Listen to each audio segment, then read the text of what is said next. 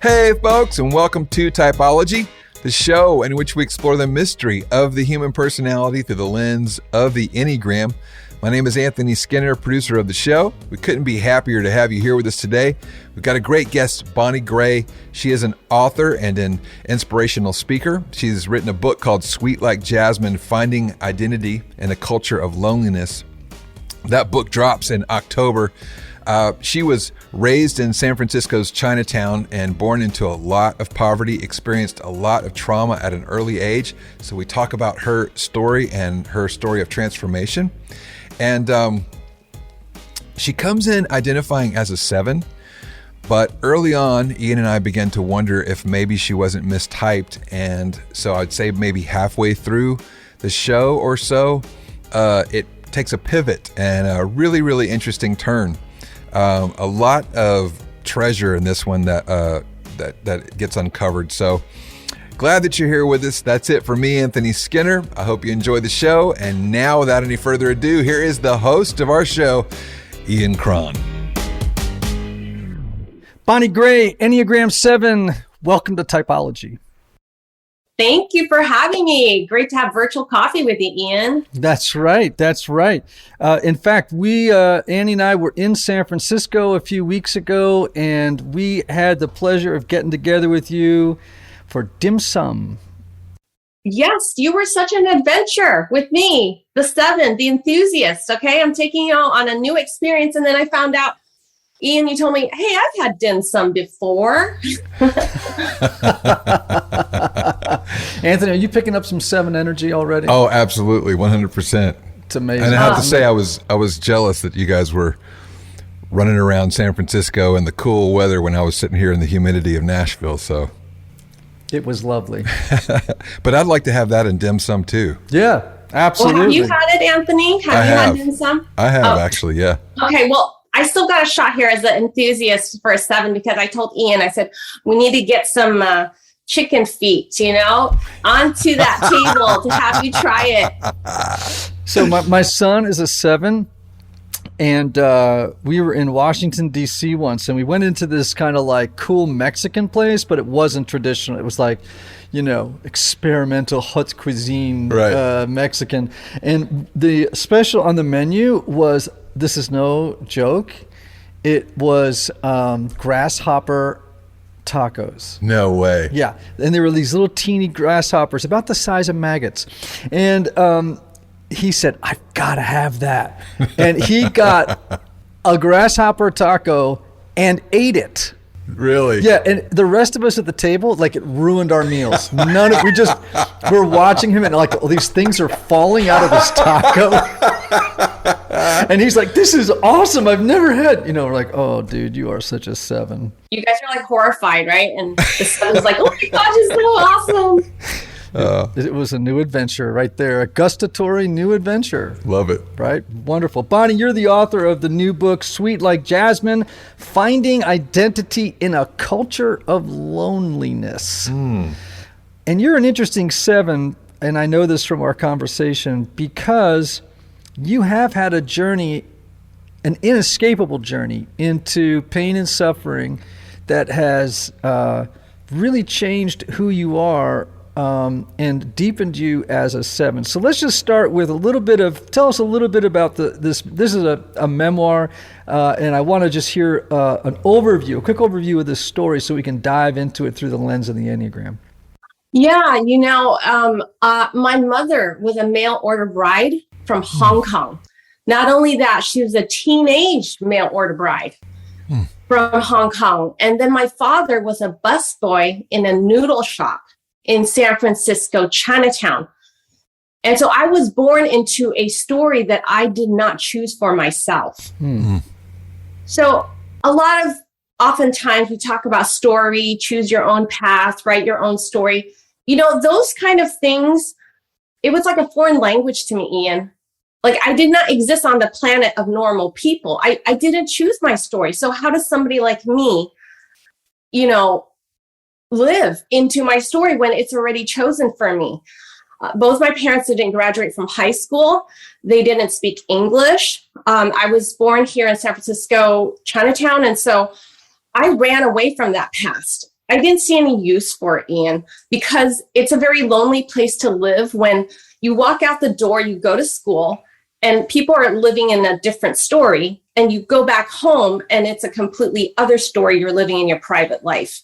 So in my mind, as an enthusiast, I did not see any need to connect myself with my story of my parents and what was happening at home. I try to just live fully in the story where everybody else lived, which was what I felt was the planet of quote unquote normal people. So the overview for this book and this memoir, actually, interestingly enough, the enthusiast 7 loves new adventures, right? Mm-hmm. Curiosity is what is like my carrot. I'm not the achiever, throw money at me. I worked in Silicon Valley after I grew up, and, typical overcomer story. I'm here in Silicon Valley. But you know what? It's not money that motivates me. It's curiosity. And I'm showing this. I know we're on video for the listeners on our podcast, but I'm showing Anthony and Ian this document. It's a certificate of live birth. It is my birth certificate. And I stumbled on it. Okay, so let me ask Ian and Anthony, do you ever look at your birth certificate? Mine's so old it disintegrated. It's been a long time. Yeah, it's been a long time. Yeah, so I never looked at it. I mean, I think I pulled it out once, get the marriage certificate, to get the license, but I never read it. But I just had a baby. Okay. And then I had a 3-year-old, and I'm like, oh my gosh, I need my 3-year-old to go to preschool and make popsicle stick art. Like, I need some sanity. So I want to enroll in preschool, and I was going through my files, this old file cabinet, and, looking for his birth certificate. And suddenly I found this folded yellow paper. I was like, what is this? And I opened it up, and I was like, wait a minute. Why does it say I was born in a hospital called Chinese Hospital? What in the world? Why is a hospital in America named after an ethnicity? And then I looked even closer. It says, my mother lived on the same street as the hospital. And it just hit me. It's just like a ton of bricks. I was like, I've never even seen my childhood home. I never went back because, Ian, once I got married, I married a Caucasian. He's from Longview, Washington, a mill town. His family comes from like a heritage of serving in the military. And I was born in California. We come from opposite cultures. And I was like, you know what? The new kids we have, this new family, I said, I don't want them to feel half normal like I did. I said, I'm just going to tell them, stories that are quote unquote normal about my childhood, but I erased everything else. But then once I saw the certificate, I said, wait a minute, one day my boys are going to grow up and they're going to ask me, I'm half Chinese American. When did our ancestors come to America? And Ian, my father left when I was 7, and I never heard back from him. And I was like, I have no idea. What would I tell them? Suddenly there was a bigger problem that meant more to me because it was no longer about myself, but my children. I said, my children need to know their story. I don't want them walking around with half of themselves in the world, like I did. So suddenly kind of like that 7-8 wing came up, that challenger, for my children. It suddenly rose up that I never had before. And I said, I want to go back. I want to find my father for my children. So this is a really interesting journey for a 7 because lots of 7s don't want to go back. They're so future oriented. And part of that is disposition, and part of it is the, sort of a strategy of evasion, right? Mm-hmm. And oftentimes 7s will they have selective memory. They only want to remember the good parts of the past. They don't want to deal with those sides that are painful, that were about deprivation and the fear that no one would be there to support them if they were in pain, right? Yes. So is that kind of, tell me, what, you've spoken a little bit about it, but what threw you into the decision to go back, beyond your wanting your children to have a full story? Was it to reclaim the fullness of who you are? It's so hard to try. Even now in this interview, I'm trying to get away from the pain. Ian, you're so Wow. discerning, and you're just like, you're pulling me in. You're like, no, Bonnie, I want you to come back.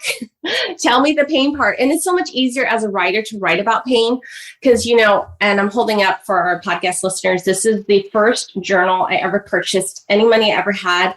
I bought this in Chinatown. It's a little journal. I still remember it was $1. And this was my safe place, Ian. I poured out, all those terrible things that I could not say. I loved in reading your book, The Road Back to You. I loved how you explained that it's about motivation. And so my motivation, like you said, was to avoid the pain. And, there was a vow I made to myself because one day I went to my mother dropped me off after my father had left. This is a few years later, but we didn't have money to see the doctors because we didn't have health insurance. So, basically you just survived unless you're at the death's door. And I was. We needed money to have antibiotics. So she apparently my mom knew where he lived. I did not know that. She just drove me to the back parking lot of Tao Tao restaurant. And she said, go and get your father to give you some money to see the doctor. She's like, because you infected your sister. Look, now she's sick with whatever you have. So you better go fix this. And this is really hard, Ian, because most people don't want to talk about toxic relationships, especially with their mothers. You know what I mean? Fathers, for some reason, I think it's more culturally acceptable. That's another place of loneliness. This book, this memoir is kind of like having to go back to these stories and, look at those lonely places. And I have to tell you, it wasn't by choice, Ian, because these flashbacks started surfacing. Once I saw this birth certificate, and like I said, I love how you don't let me get away with the 7, because that's the honest truth. Once I saw this, I started having flashbacks, Ian, and they wouldn't stop. And so one of this was what I'm in the middle of telling this story. And I have to tell you the story, Ian, because it's something that the 7 buried her whole life. And suddenly at 42, having a second child, and I got married later in life, Ian, I suddenly was overwhelmed with these flashbacks. And it was at this moment, I had to step into this restaurant. I had not seen my dad in years. I have no idea what I'm going to say to him. Okay. My mom literally just shoved me out the door, opened the door and pushed me out. And she said, don't come back unless you have some money with you. So I'm walking there. And by the way, I'm 10 years old.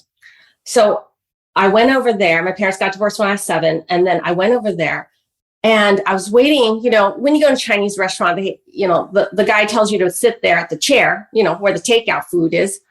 And my dad comes and he is not happy to see me. He's like, what are you doing here? Why are you here? And I told him, I said, I'm sick.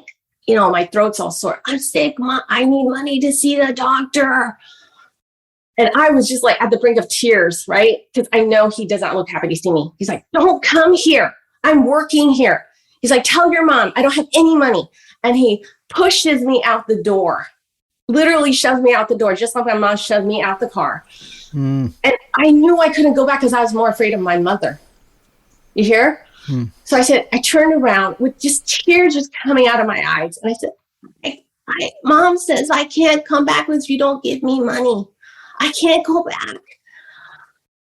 And then to my terror and horror, for me, my father takes out a wad of cash and he just told me, it's like he ignored that I was sick and he shoved me out the door, but yet he had money. And he put these dollar bills, these $5 bills from his tips that he gets as a busboy. And he just shoves it into my hand and says, go, don't come back. And I made a vow at that 10-year-old as I was walking through the parking lot, Ian, I said to myself, I will never, ever ask anyone for anything ever again. I swear to myself, I will never, ever ask for even if I am poor and I end up dying on the streets, I'm never going to ask anybody for anything. And that vow apparently stuck in me. And it's covered up by the 7. That's the enthusiast. You hear what I'm saying? Mm-hmm. So it's kind of like I took that strength and energy as a 7, and I just took it to cover up that vow, to get as far as way ever from that fear of ever being in that place again. And so, but you know what, Ian, when I looked at this birth certificate, it wasn't by choice.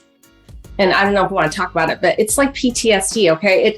I didn't know about PTSD, by the way, but it started surfacing and I started having panic attacks. Hey, Typology Tribe. I want to take a moment to thank our sponsors for helping us bring you what I hope is great content every week. Now, you all know I'm a big proponent of counseling. Whether you feel like something is interfering with your happiness or preventing you from achieving certain goals, counseling is a great tool to help identify what those blocks are and then work through them. Yet finding a therapist can sometimes feel intimidating, but not with BetterHelp. BetterHelp offers online counseling at your own time and your own pace. You can schedule secure video or phone sessions plus text and chat with your therapist when it's convenient for you. These are licensed professional counselors who specialize in things like depression, anxiety, stress, relationships, LGBT matters, trauma, and grief. BetterHelp has counselors available worldwide and have over 3,000 U.S. licensed therapists across all 50 states. In fact, so many people have been using BetterHelp that they are recruiting additional counselors in all 50 states. And get this, if you're not satisfied with your counselor for any reason, you can request a new one at any time at no additional cost. Best of all, it's a truly affordable option. I want you to start living a happier life today. As a listener, you'll get 10% off your first month by visiting betterhelp.com/typologypodcast. Join over 1 million people taking charge of their mental health. Again, that's BetterHelp, HELP.com/typologypodcast. TYPOLOGYPODCAST.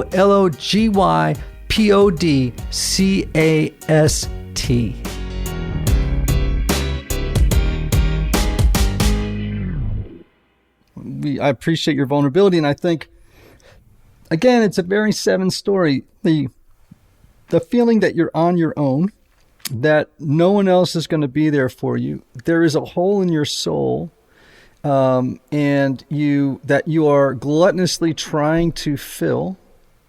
Yes. And to avoid feelings of deprivation. Right? Yes. And so describe the hole in your soul, that feeling of emptiness at the core of your person. I think I'll talk about how that felt at the beginning of the story in Sweet Like Jasmine, because there's a resolution at the end and I don't want to give it away. Right. And I didn't know it was loneliness, Ian. I thought that was just normal to feel like I didn't belong anywhere, that I didn't fit anywhere, that I never really knew who I was because I was so busy morphing myself into whatever it took to belong. So at school, I was like this, ideal teacher's pet. I really love Bonnie. I'm always raising my hand.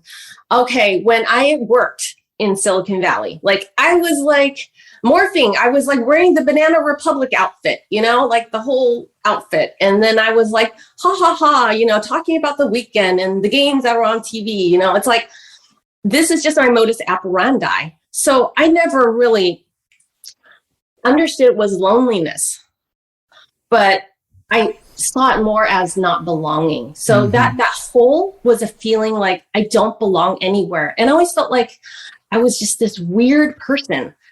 I just felt ill-fitting. Does that make sense? Mm-hmm. I just felt uncomfortable.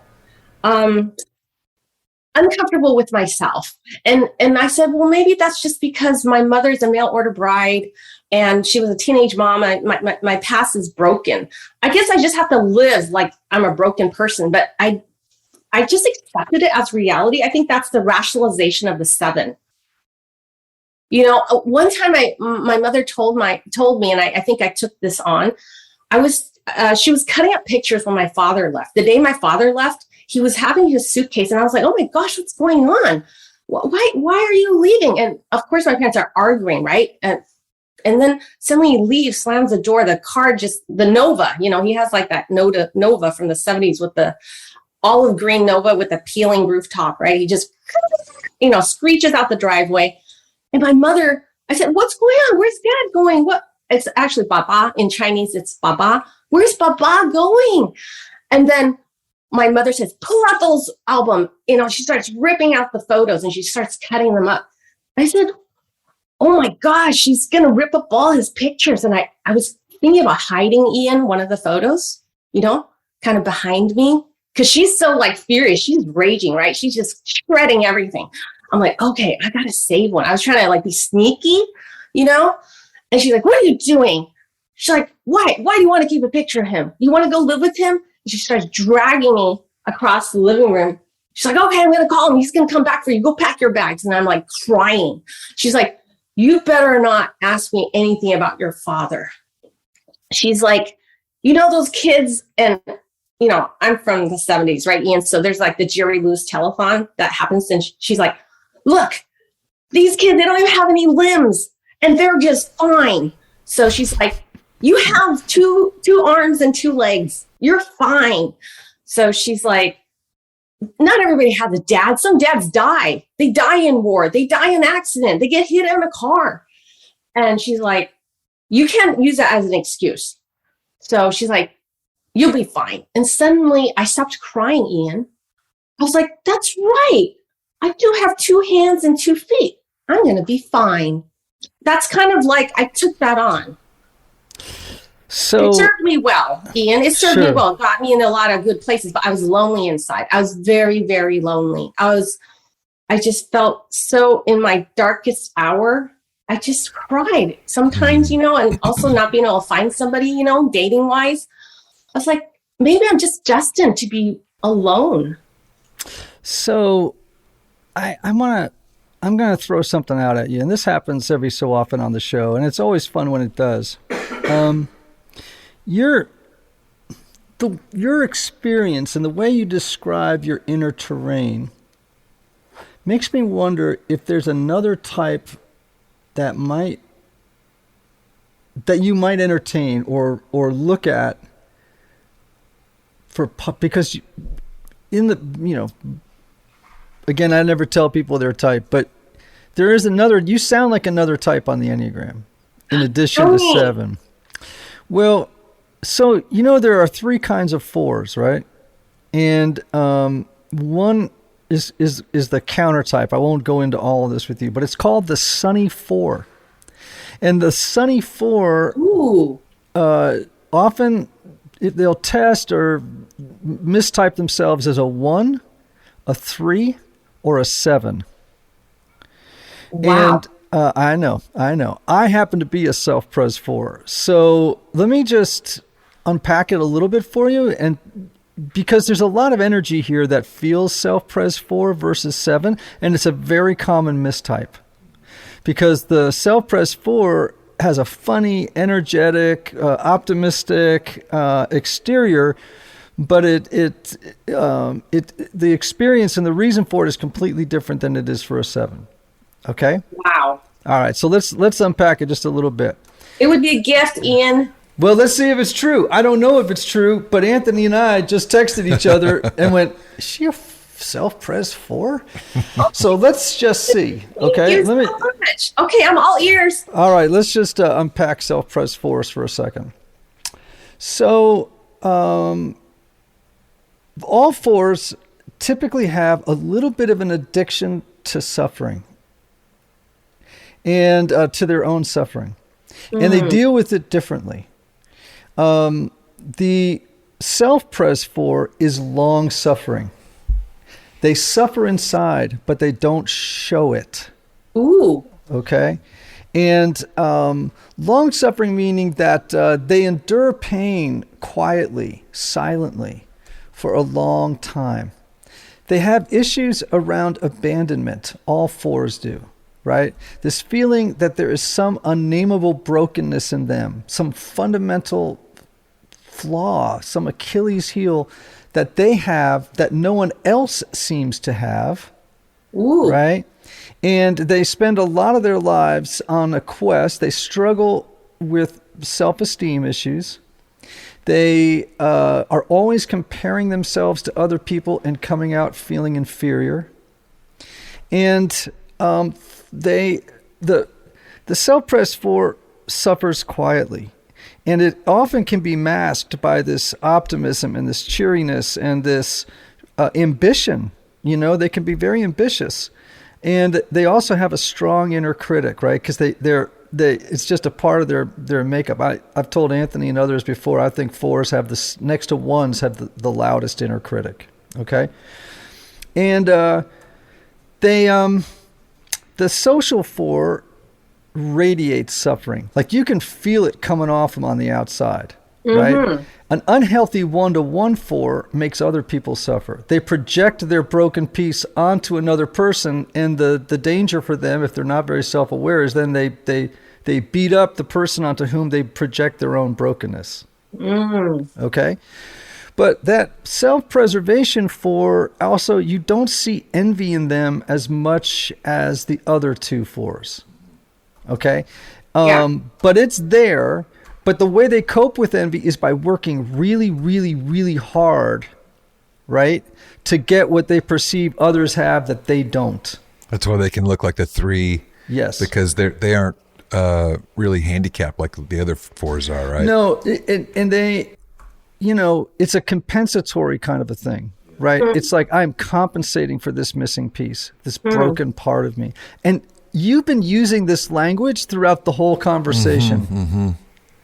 And the energy, the other thing I'd say is, and I'm just going to be completely frank, your speech is energetic, and I can feel that it's slightly pressured. And what that tells me is there's like this desperate longing to be understood. Like I can see it in you. Like, I want to be understood. Do you understand me yet? Do you understand my complexity and the complexity of my situation? And do you see the uniqueness of my situation? Now, granted, your situation is unique. All of our patterns and our histories have their own kind of uniqueness, but 4s are always highlighting it. You know what I mean? And we're all 4s here, so you're safe. You're so safe. It's ridiculous. You're safe, and it's why we can see it. So like, I would encourage you, and the place I would go is to Beatrice Chestnut's book, The Complete Enneagram, and read up on self-preservation 4s, because I am hearing a lot of that language in you, and I can see why you would, like, let me just tell you this. For a long time, when I would take Enneagram assessments, and some pretty good ones, I always came out a 7. Wow. Yeah, because I did an assessment and I came out a 7. Did you ever come out a 3? No. Okay. 3 is actually the lowest. I did the SETI test, and it tells you like numbers for how many numbers that you would rate for each Enneagram number, and actually 3 was the lowest. Okay, I have 0. Okay, yeah. So I'm just saying there might be some value in looking at the self-pres 4. I actually wanted to talk to you about this, Ian. So I kind of had like a hidden motivation. I was like, oh, good, I'm coming on air with Ian because, when I read 7, one thing that I did in my career in my 20s when I studied engineering, and I worked in Silicon Valley in high tech, and I was involved in supporting the executive management, releasing products, and I specialized in saving doomed products. That was kind of the reputation I had. And I feel like as a 7, that's why I felt like I'm really a 7, because I love being able to come in short-term projects, saving projects. And I'm really good about, looking at all the positives. So it feels like I'm the survivor 7, like the 7 that had to survive. But I felt like since this happened and what this book is about and why you're hearing the same words, it's very vulnerable for me, Ian, because when I write, I'm that 4 you're describing about, my need and my desires. But if I were to meet with you in person or when I'm kind of walking around, I I don't operate as a 4. I don't know if that makes sense. Yeah, so that's why I'm like, am I a 7 or am I a 4? But as a writer in my story, in my journals, I'm a 4. Yeah, but here's the thing. The self-preservation 4 is the counter type. It doesn't look like a 4. Oh. It's upside down, right? And your relationship to envy is very different than the other 2 4s. Yeah, right? I don't get envious. I'm like, I love it when my friends do great and I'm like their cheerleader. And I mean, I help people even when they don't help me. I mean, I love it. I just love like it. I feel that's why I'm an enthusiast, because I see other people happy. Like I feel filled up. Well, me too. Yeah. One of the things I want to say to that, because Please, just Anthony. to clarify what I said earlier, like the other 4s get stuck in their envy, but the self-pres 4 uses that envy, may not even be aware of it, to go get what they think they're missing, right? So whereas the other 2 would get stuck in their envy and kind of cycle through it and loop and probably, lose their motivation, the self-pres 4 will just grind it out, right? Oh yeah, and they're slightly masochistic. They'll drive themselves, and the masochism can show up in how long they'll endure suffering silently. I mean, wow. There is a part of the self-pres 4 unconsciously that feels like people will see them and love them for their silent suffering. Like they value their endurance. Yes. Yeah, their ability to endure suffering. And that becomes a way for them to win belonging and a sense of wholeness and, the love of others, And so again, this is when you start to get down into the Enneagram and you start to see very nuanced material, right? And again, you may be a 7, right? You could come back to me in a month and go, yeah, I really checked out self-pres 4s and I really identify with 7. But it's really helpful when you see these look-alike patterns to open up, to be curious, which is your gift, and to kind of go, I wonder. My son is a 7 and only recently has really maybe come to understand, without any prompting from me, that he's a self-pres 4. Really? Oh yeah. Wow. And so what led him to that aha? Well, I think and interestingly, and I don't think he'd mind me saying this, he's a self-pres 4 with ADHD. And that made it even more complicated. It made him think even more that he was a 7. Yeah. Right. And no, I think it's his relationship to suffering that sometimes he gets, when strong emotions come up, and he has strong emotions, right? What begins to happen for him is he can't really move on to a lot of other stuff until he resolves the suffering, the feelings. It's like, he can't put his feelings, like deal with these feelings, on a to-do list while he does other stuff. It's like when feelings come up, they take center stage for him. Hey everybody, one of the lessons I've learned over the years is that not everybody benefits from a traditional 50-minute counseling session. And this is why some people can go to couples therapy or personal counseling for a long time and never really get anywhere. This is why I'm such a believer of intensive counseling and my friends at Restoring the Soul in Colorado, created by my longtime friend Michael Cusick to help couples or individuals experience deep change in half-day blocks over 1 or 2 weeks. Now listen, if you can't wait months or years to get to the bottom of an issue or to experience breakthrough, you need to get in touch with my friend Michael and his extraordinary team of counselors at Restoring the Soul. If you're looking to get out of the rut you're in, but can't wait months or years, call Restoring the Soul today for a free consultation with Michael's staff. Call 303-932-9777 and learn how their intensive counseling process can help you. As a special bonus, just for Typology listeners, make sure to visit www.restoringthesoul.com/typology to download their PDF called 5 Ways Unaddressed Trauma May Be Derailing Your Relationships. Okay, I want to ask you a question, Ian. So how would the 7 deal with that?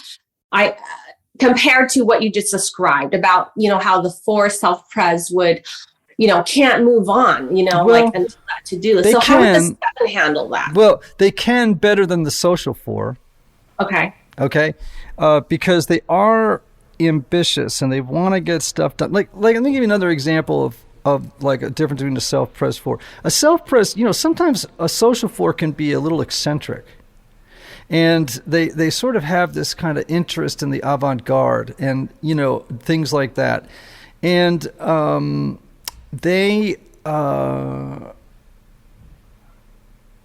and because of that, they sort of stand out in the crowd. You know what I mean? Like it could be their clothing, the way they express themselves, the way they're withdrawn sometimes in a group.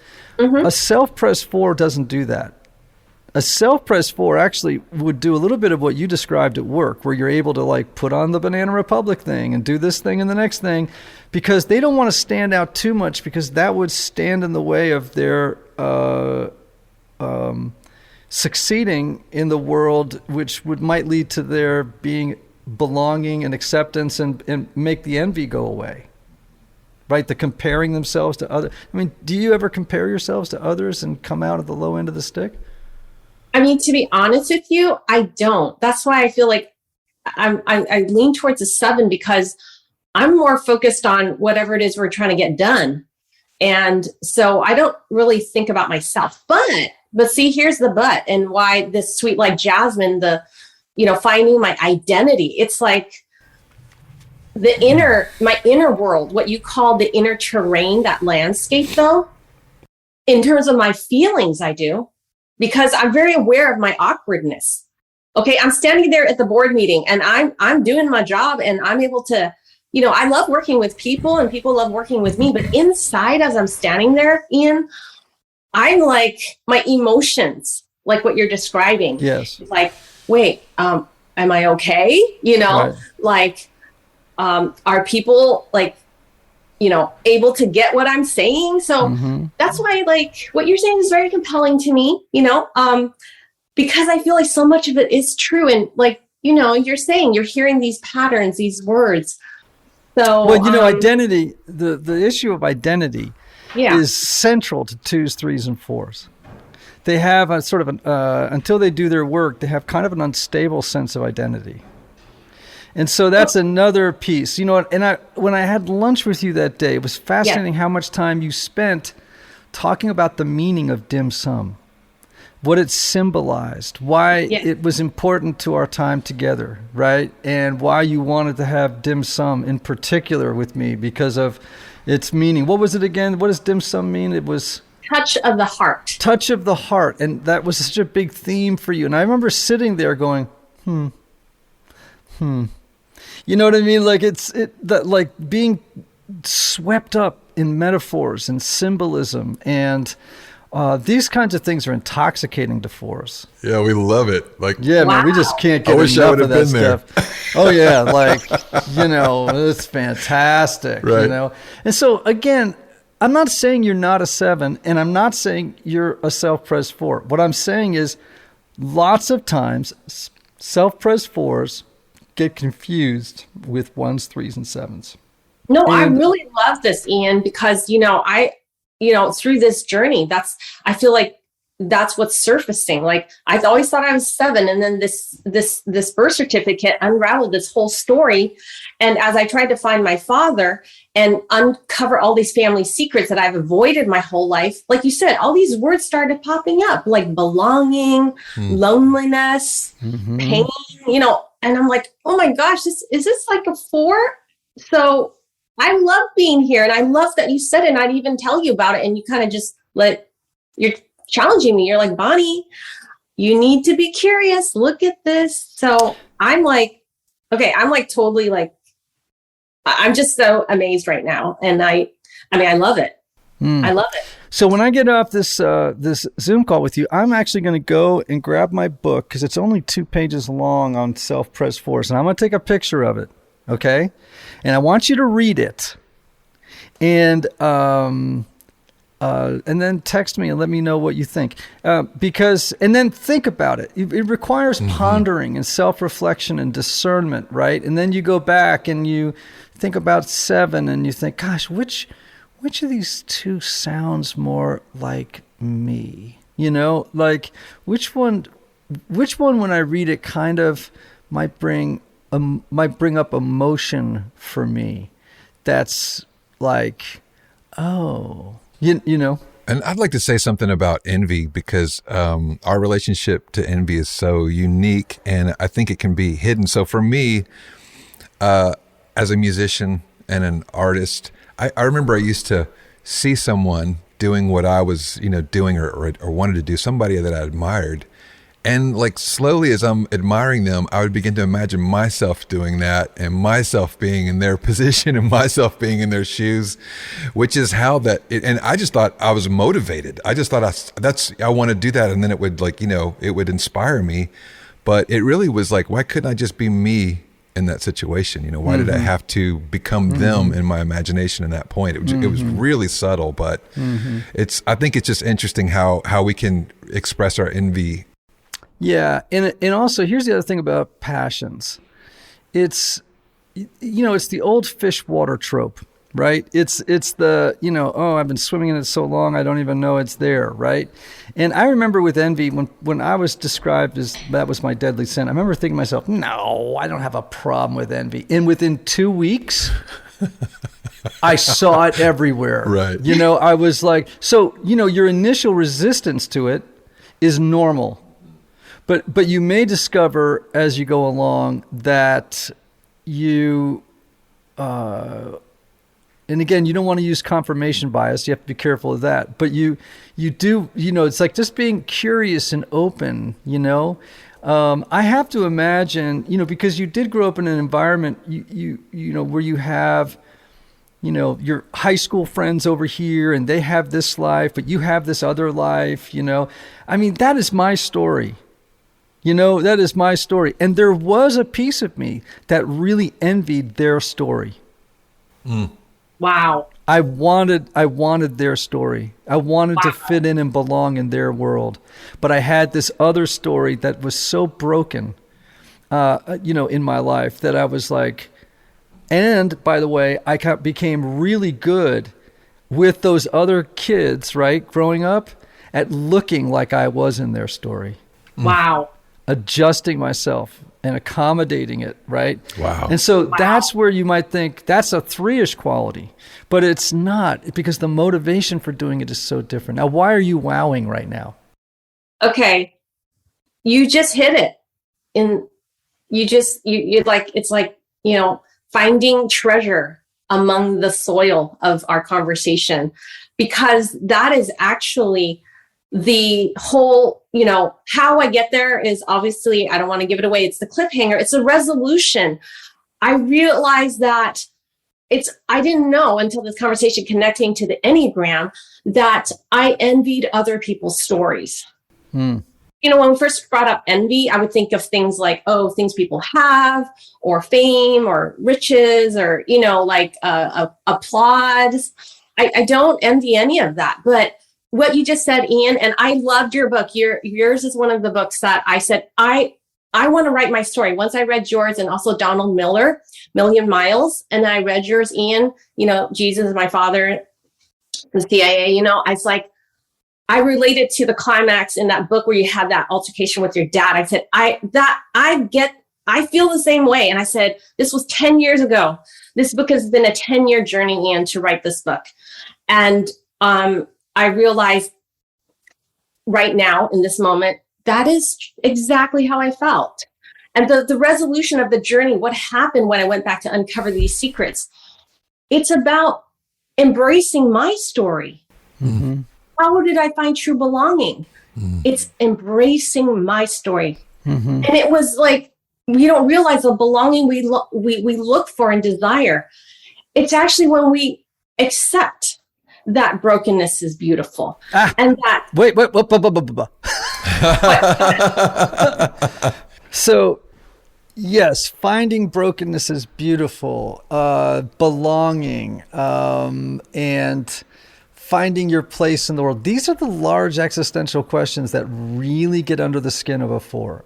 See, right? So now maybe you're leaning me now towards maybe looking into this, because you just said envying you through your story which I relate to and connect with. Mm-hmm. Like, because I was like, no, in my head, you know, the inner dialogue as we're talking about envy, I'm like, no, I'm checking off things. No. But when you just said that, I was like, whoa, mind blown. You know, the emoji where like, you know. Yes, right. The head's blowing up on top. Yeah. But you see, envy is different than jealousy. So don't confuse the two of them. You might be thinking of jealousy, which is different. Envy is like looking at the characteristics of another person and longing for them. Right? Like, oh, I wish I had that, you know. Jealousy has to do with something you already have and the threat that someone else might take it. Like you're jealous of your spouse because maybe someone else has interest in them and arouses like a certain sense of possessiveness, right? But envy is more about longing for the characteristics of. It's not about things as much as it is about the inner characteristics of another person. Well, I think the story part, that's what really spoke deeply to me. Yeah, well, that's an inner terrain issue.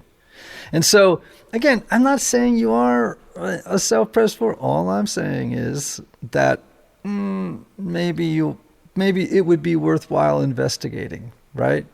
Well, Bonnie Gray, author of the new book, Sweet Like Jasmine, Finding Identity in a Culture of Loneliness. This is an amazing, amazing story.